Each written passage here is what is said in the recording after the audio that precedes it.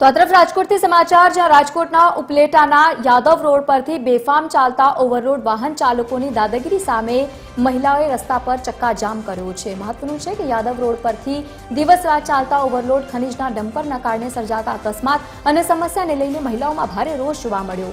Overload વાહન ચાલકો ઠોકર મારતા પસાર થતા હોવાની સ્થાનિક લોકોની ફરિયાદ છે।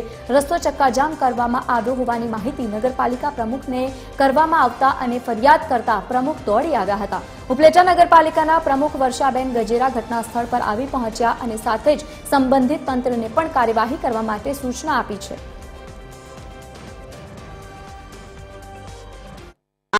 આમ ખટારા નીકળે છે અને મારા છોકરાને 2 વાર લાગી ગયું છે, એટલે અમે ખટારાવાળાને કીધું તો કોઈ માનતા નથી, એટલે ખટારામાં હાલ્યા જાય છોકરાઓને ઠકોર કરતા જાય, ડેલામાં કાંકરા ભટકાય છે, એટલે 2 દાણ તો મારા છોકરાને માથું ફીટ્યું છે।